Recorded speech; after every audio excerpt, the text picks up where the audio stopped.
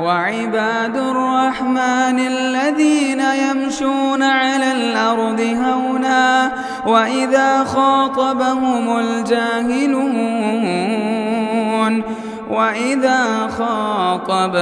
الجاهلون قالوا سلاما. السلام علیکم ورحمۃ اللہ وبرکاتہ. الحمد للہ رب العالمین والصلاة والسلام علی سید الانبیاء والمرسلین اما بعد. اللہم صلی علی محمد وعلی آل محمد کما صلیت علی ابراہیم وعلی آل ابراہیم انک حمید مجید.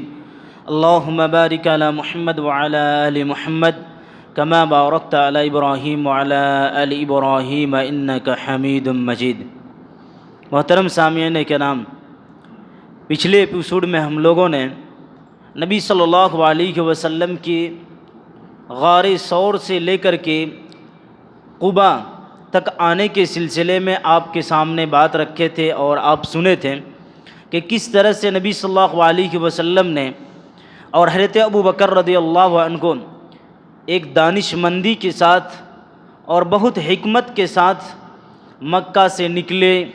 پھر غار ثور میں وہاں پر 3 دن رک گئے،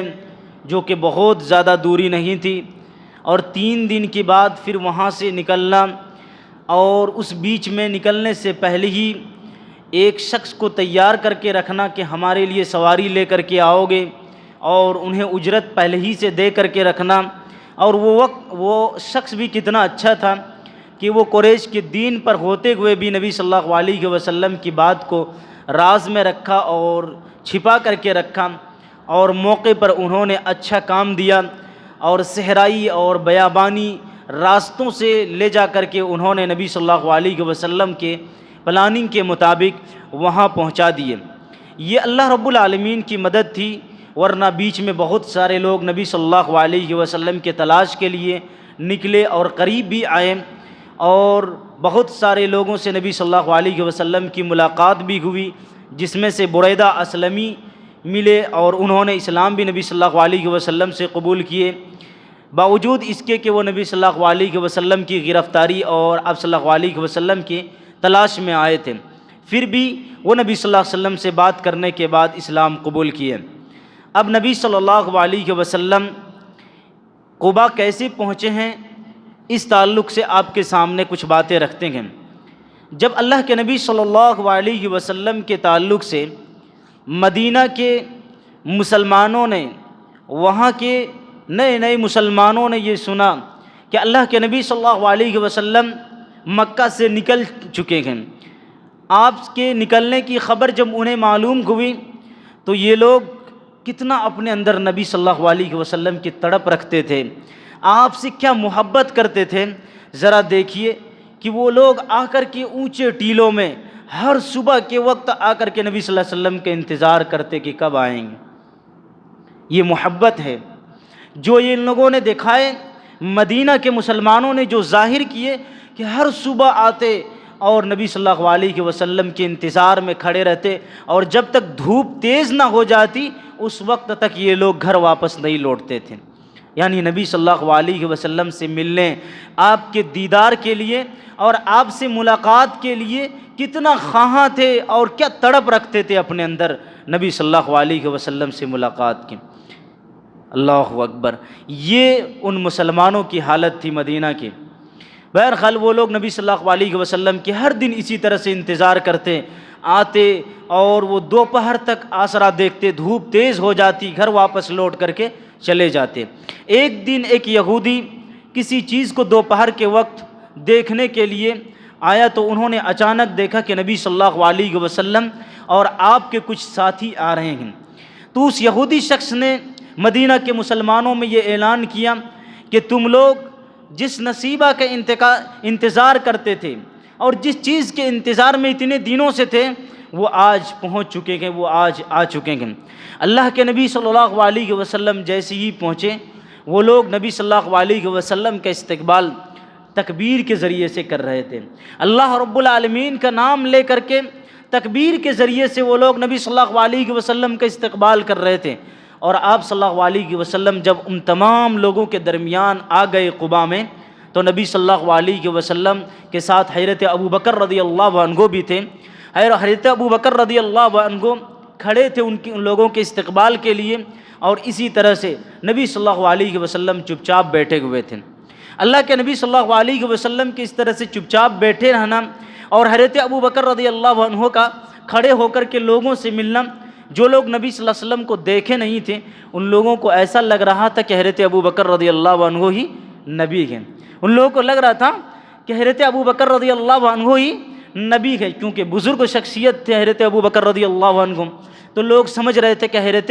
ابوبکر رضی اللہ عنہ نبی ہیں، اور اسی لیے نئے نئے لوگ آ کر کے پہلے حضرت ابوبکر کو سلام کیا کرتے تھے۔ لیکن جب دھوپ تیز ہو گئی اس کے بعد اللہ کے نبی صلی اللہ علیہ وسلم کو حضرت ابوبکر صدیق رضی اللہ عنہ چادر لے کر کے سایہ کرنے لگے، تب لوگوں کو سمجھ میں آیا کہ نبی صلی اللہ علیہ وسلم جن کو سایہ کیا جا رہا ہے وہ نبی صلی اللہ علیہ وسلم ہیں۔ ان لوگوں نے نبی صلی اللہ علیہ وسلم کو پہچان لیے۔ اس طرح سے اللہ کے نبی صلی اللہ علیہ وسلم یہاں قباء میں پہنچے اور لوگوں نے بہت بے صبری سے انتظار کیا، اور وہ گھڑی اور وہ وقت بھی آ گیا اور لوگ نبی صلی اللہ علیہ وسلم سے ملاقات بھی کر چکے۔ اللہ کے نبی صلی اللہ علیہ وسلم نے وہاں پر رہتے ہوئے ایک مسجد کی تعمیر کی۔ آپ صلی اللہ علیہ وسلم نے ایک مسجد کی تعمیر کی، اور نبی صلی اللہ علیہ وسلم نے وہاں جو مسجد کی تعمیر کی ہمارے اور آپ کے لیے ایک سبق ہے کہ جب بھی کوئی محلہ بسے، جب بھی کوئی سوسائٹی ہو، جب بھی کوئی معاشرہ ہو، وہاں پر ایک مسجد کا ہونا بہت ضروری ہے۔ وہاں پر ایک مسجد کا ہونا بہت ضروری ہے جہاں پر لوگ اتحاد اور اتفاق سے رہ کر کے ایک اللہ رب العالمین کی عبادت کرے، اللہ رب العالمین کے لیے ذکر و اذکار کرے۔ ایک ایسی جگہ ہونا بہت ضروری ہے، اس لیے اللہ کے نبی صلی اللہ علیہ وسلم نے اس مسجد کی اہمیت کو جانتے ہوئے نبی صلی اللہ علیہ وسلم بہت کم دن قباء میں ٹھہرے، 25-26 دن یا پھر اسی طرح سے بہت مختلف اقوال ہیں۔ کچھ دنوں تک نبی صلی اللہ علیہ وسلم وہاں تک ٹھہرے، لیکن اللہ کے نبی صلی اللہ علیہ وسلم وہاں ایک مسجد تعمیر کر کے گئے۔ نبی صلی اللہ علیہ وسلم بہت تھوڑے وقت میں ایک مسجد کی تعمیر کر کے وہاں سے جانا ہمارے اور آپ کے لیے سبق ملتا ہے کہ ہم مسجدوں سے جڑے رہیں، ہم مسجدوں سے جڑے رہیں اور مسجدوں میں آ کر کے اللہ رب العالمین کی عبادت کریں، یہ اللہ رب العالمین کو بہت پسند ہے۔ اس طرح سے اللہ کے نبی صلی اللہ علیہ وسلم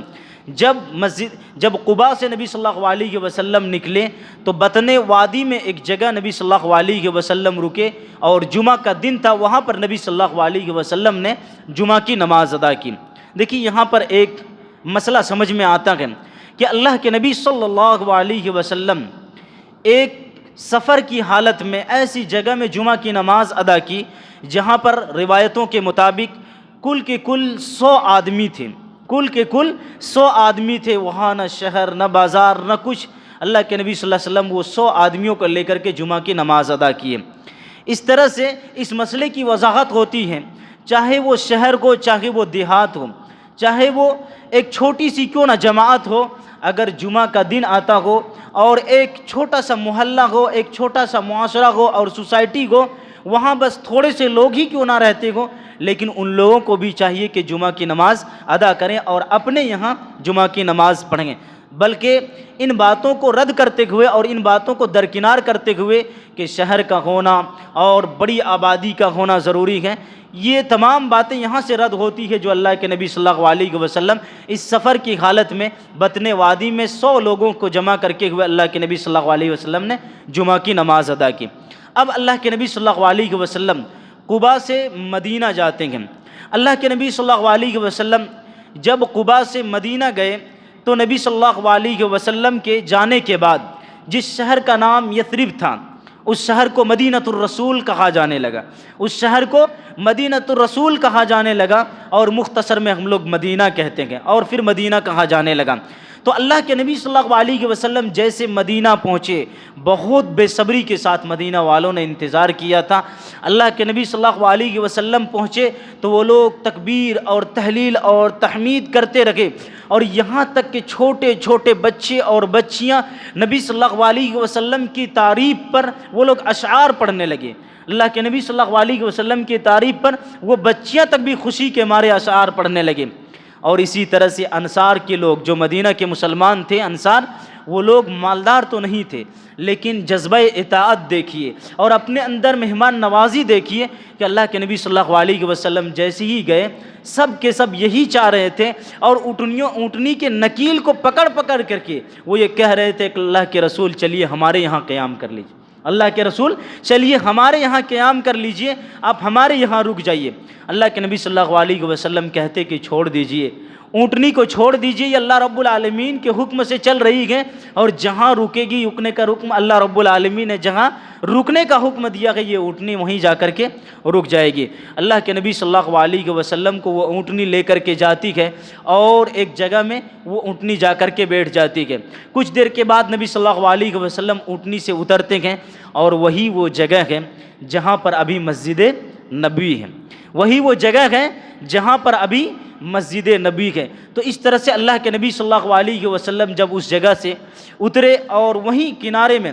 ابو ایوب انصاری رضی اللہ عنہ کا مکان تھا، انہوں نے نبی صلی اللہ علیہ وسلم کو پکڑ کر کے لے گئے اور کہا کہ اللہ کے رسول آپ ہمارے یہاں چلیے۔ اللہ کے نبی صلی اللہ علیہ وسلم کو یہ بھی بتایا گیا کہ ہمارا مکان بہت قریب ہے، ہمارا مکان بہت قریب ہے۔ دیکھیے مہمان نوازی اور نبی صلی اللہ علیہ وسلم کو اپنے یہاں ٹھہرانے کا جذبہ، اور نبی صلی اللہ علیہ وسلم کے ساتھ رہنے کا جذبہ دیکھیے کہ نبی صلی اللہ علیہ وسلم کو ہر ایک شخص ضد کر رہے تھے کہ ہمارے یہاں چلے جائے۔ ضد کیوں نہ کریں، ہر ایک شخص چاہت کیوں نہ رکھے اور خواہش کیوں نہ کر رکھے، کیونکہ اتنی بڑی